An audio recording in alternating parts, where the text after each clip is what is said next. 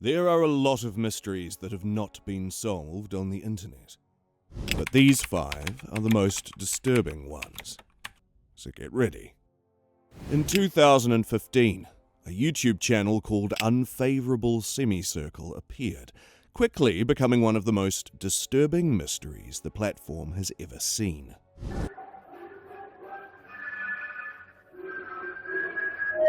The videos uploaded to the channel were unlike anything else. Distorted audio, abstract visuals, and a strange, almost cryptic atmosphere. So, what was the purpose of these videos? And who was behind them? Well, the channel was created in March 2015, and by April 5th, it had already begun posting many videos. These videos were often titled with a Sagittarius symbol, a random 6-digit number, or sometimes both. Interestingly, most of the videos didn't have any description. The content itself was equally strange, pixelated graphics with abstract patterns, some of which displayed a single dot against a completely brown background. Some videos were completely silent, while others featured distorted, eerie sounds. These videos ranged from a few seconds to over an hour long, with one even lasting for 11 hours of silence. As the uploads continued, viewers began to notice the video's strange nature. Thus, a small group of Redditors banded together to investigate. Theories started to form. Some believed it might be a numbers station, while others thought it could be some kind of hidden puzzle. Alan Woodward, a computer security expert, weighed in, stating that the channel was too complex to be a numbers station, and dismissed the idea that it was a recruiting puzzle, as these are usually made known to the public. The BBC even dubbed Unfavorable Semicircle YouTube's strangest mystery, and some sites listed it as one of the top 10 weirdest YouTube channels. But then, in February of 2016, just hours after the BBC article went live, Unfavorable Semicircle was taken down, with no clear explanation.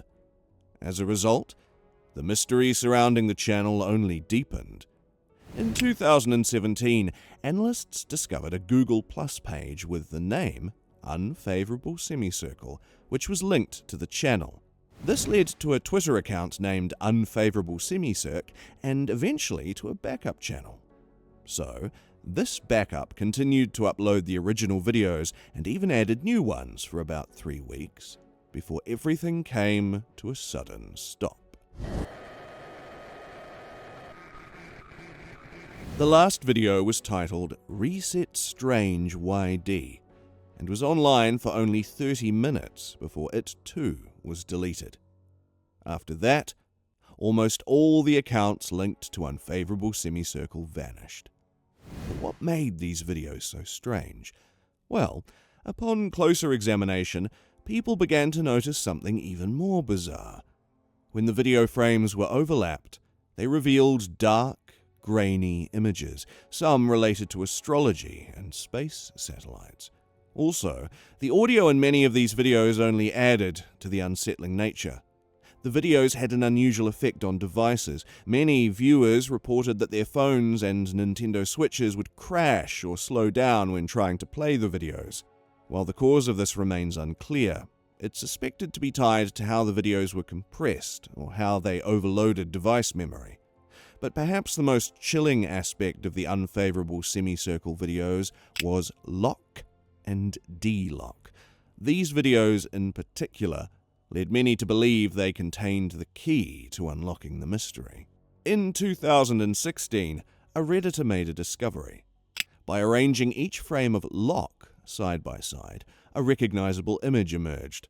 This image was speculated to be a representation of the Voyager Golden Record, a disk launched into space by NASA in 1977, meant to represent humanity's existence. Despite all the theories, the true purpose behind Unfavorable Semicircle remains unclear to this day. Was it a cryptic puzzle? Or something far darker? Whatever it was, the mystery of Unfavorable Semicircle continues to haunt the internet. Next up, in 2015, a horror game called Sad Satan emerged, quickly becoming one of the darkest and most disturbing mysteries in the gaming world.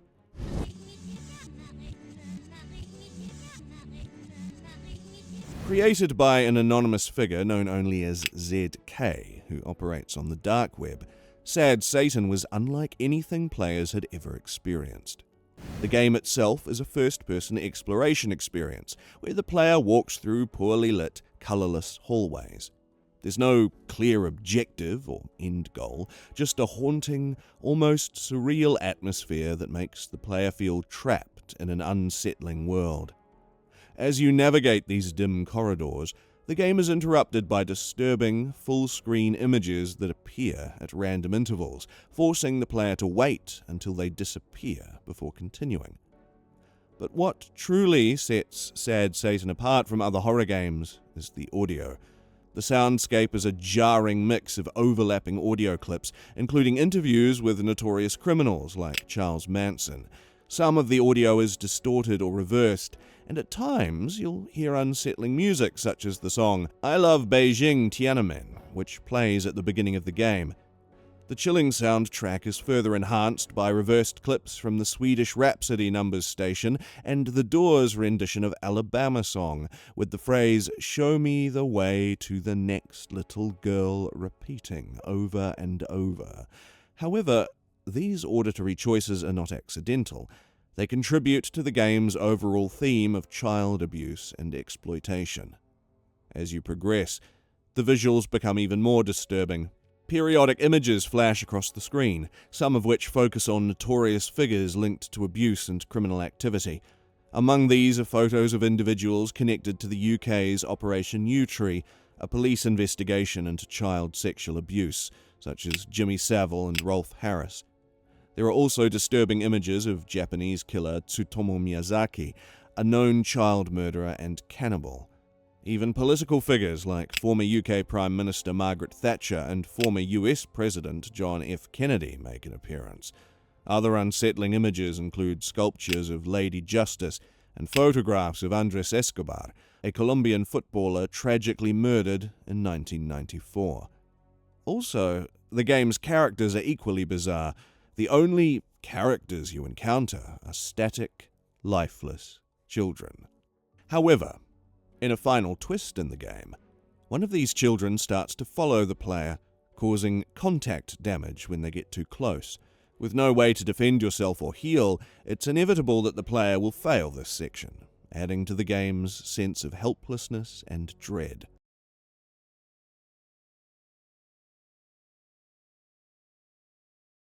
As disturbing as the original game was, the Sad Satan mystery didn't end there.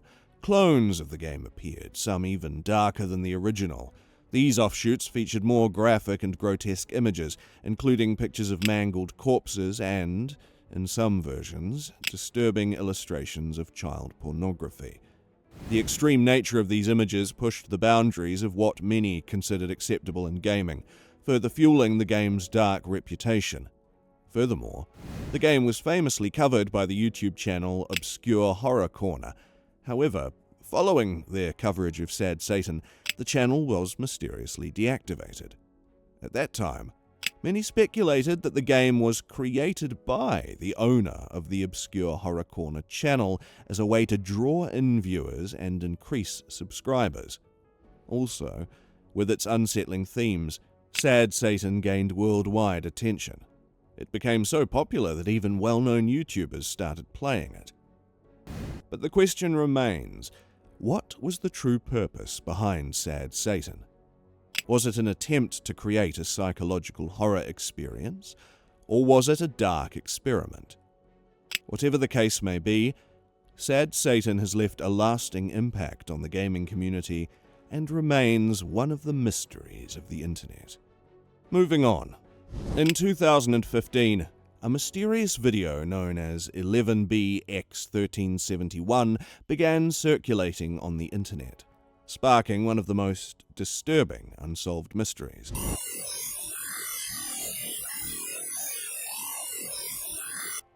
The video was delivered to a Swedish technology website called GadgetZZ, and its disturbing content quickly captured the attention of the online community.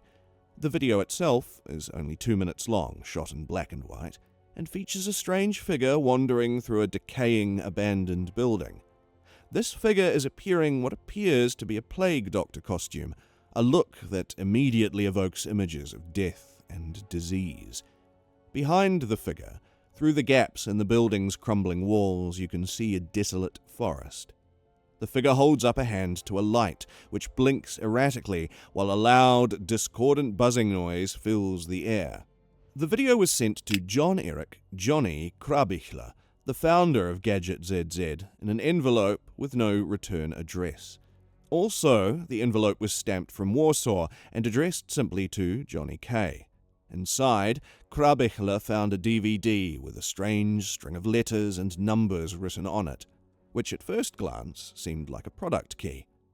Assuming it was some kind of show for review, he tested it on a spare laptop, only to discover the disturbing video. So, upon closer examination, he began to notice strange codes and letters hidden throughout the video. This led him to blog about the mysterious disc, sharing pictures of the envelope and the DVD. His post quickly went viral, with many internet users expressing confusion and curiosity over the strange video. Within days, Gizmodo and other tech outlets picked up the story, and the video was described as creepy, with comparisons to the cursed VHS tape from The Ring. But Krabichler wasn't the first person to share the video. Back in May of 2015, a YouTuber named AETBX uploaded it, marking the first public appearance of the video. However, AETBX didn't seem to expect the massive interest the video would eventually generate. When commenters began to speculate about its origins, AETBX denied creating it himself, but his story didn't add up. In an email to the Washington Post, a person known only as Daniel from Spain claimed to have received the same video. According to Daniel, the video had been sent to him by a mysterious woman who said she found it on a park bench. As investigations into the video continued, it became clear that the video had been uploaded even earlier on 4chan's paranormal board, adding another layer of mystery. But despite all the clues, the meaning behind the video remains unclear. Was it a cryptic message from an anonymous source, or was it just an elaborate hoax designed to stir up fear? Krabichler himself began to entertain the idea that it might simply be an internet prank, though he wasn't sure why it had been sent to him in the first place. He believed that if the sender knew him personally, they would understand that he wasn't able to crack the codes fully. Despite all the investigation and speculation, the true origins of 11BX1371 remain unknown, and its sinister tone still lingers in the minds of those who have seen it. Was it a creepy puzzle, or something more? We may never know the full story behind the plague doctor figure. Next up, the case of Elisa Lam is one of the most mysterious unsolved internet deaths in recent history. On February 19th, 2013, the body of 21-year-old Canadian tourist Elisa Lam was discovered in a water cistern on the roof of the Stay on Main Hotel in downtown Los Angeles. She had been missing for over 2 weeks, and her death would become the subject of widespread speculation. Elisa Lam was last seen alive on January 31st, 2013, and her parents reported her missing on February 8th. The discovery of her body came after hotel guests complained of low water pressure, leading a maintenance worker to inspect the building's water tanks. Inside one of the tanks, Lam's lifeless body was found floating. But how did she get there? And why? Well, the investigation revealed strange circumstances surrounding Lam's disappearance. On February 13th, the Los Angeles Police Department released surveillance footage from a hotel elevator showing Elisa Lam acting unusually on the day she was last seen. In the footage, she presses multiple buttons, enters and exits the elevator. So that's her.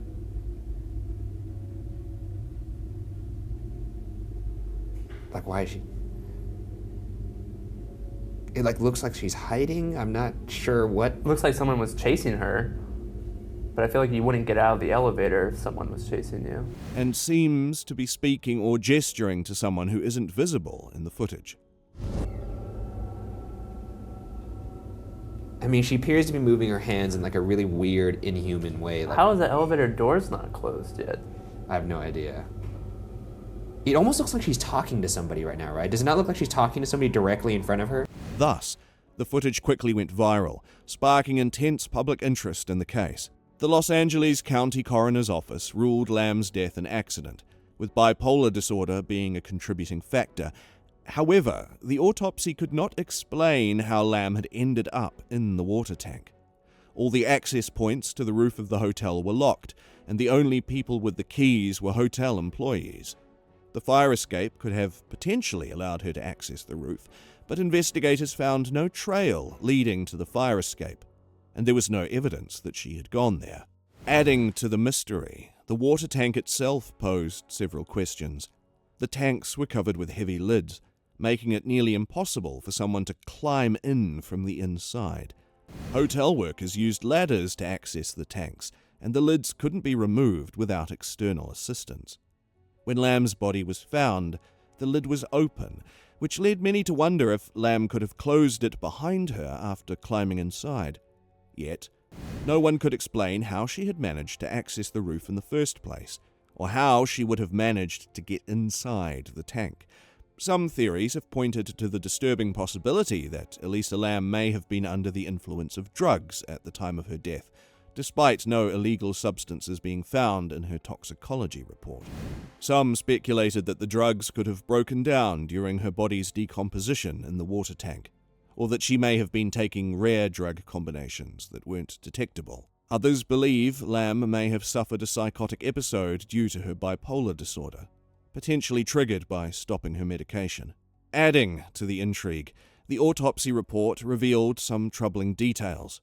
It mentioned subcutaneous blood collecting in Lamb's anal region, which some people speculated could have indicated assault, though the pathologist suggested it could have been a result of decomposition. Additionally, one of the most disturbing details is that Lamb's phone was never found. There was no sign of her phone either in the tank or in her hotel room, which seemed strange, especially given that she had been in frequent contact with her family before her disappearance. This, along with the footage, led many to question whether Lamb's death was truly an accident. So what do you think? Moving on. Cicada 3301 is one of the most cryptic and disturbing internet mysteries to date, puzzling thousands of people across the world. Between 2012 and 2014, a series of complex riddles were posted online under the name Cicada 3301, drawing participants into a web of data encryption, steganography, and anonymity. But what exactly is Cicada 3301? Well, the first puzzle appeared on January 4th, 2012 on the image board 4chan. It was an enigma, a cryptic message offering a challenge to find the most intelligent people. The puzzle seemed to promise a reward to those who could solve it, but no one knew exactly what that reward was. The clues were spread across various platforms, from websites and encrypted messages to physical posters in cities around the world.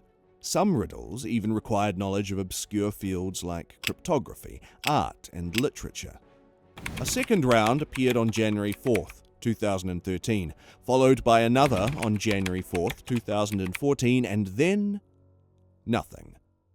By January 2015, there were no new clues, and the group behind the riddles seemed to have vanished. In fact, the last known communication from Cicada 3301 came in April 2017, when they released a signed open PGP message denying the legitimacy of any unsigned riddles. The puzzles themselves were a mishmash of diverse elements: hidden messages, music tracks, images encoded with steganography, and even pages of mysterious books like Liber Primus, which remains only partially decrypted.